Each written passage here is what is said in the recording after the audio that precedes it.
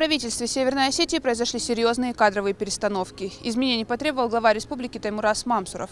2 новых министерства, расширение полномочий у 2 других и у 1 комитета – вот неполный список всех преобразований. Ряд ведомств обрели новых руководителей. На основе теперь уже бывшего комитета по туризму и фонда предпринимательства образовано новое ведомство – Министерство туризма, предпринимательства и инвестиций. Его возглавил Алан Диамбеков, бывший генеральный директор ОЗТ.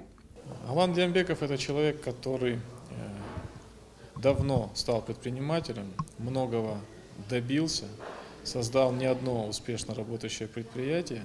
Лично я считаю, что если создано такое министерство, то в нашей республике Алан – это тот человек, который наиболее соответствует вот этим всем 3 ипостасям.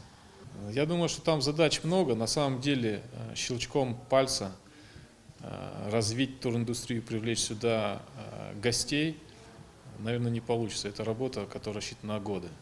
Одним из ключевых изменений в правительстве стало назначение молодого и перспективного политика Суслана Бессолова на должность министра экономического развития республики.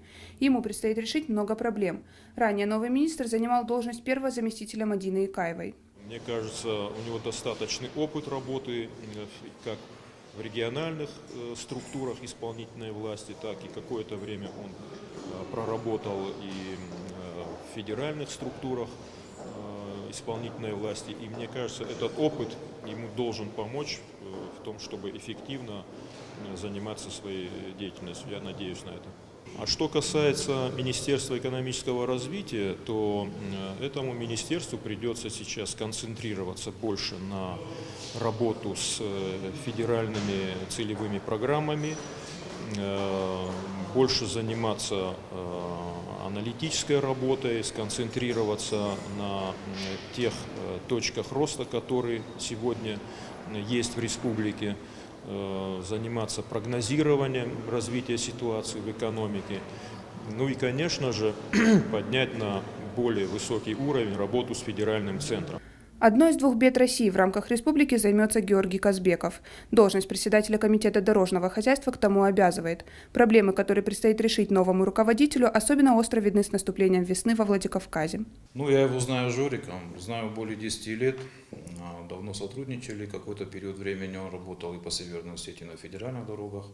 Узнал его со стороны человека, про которого говорят, у человека дела не расходятся со словами. Вот с этой позиции я его узнал. О нем можно много хорошего говорить, но коротко я могу сказать, человек очень требовательный прежде всего к себе, к своим подчиненным. Сказав слово, он, как правило, всегда выполняет его, старается выполнять.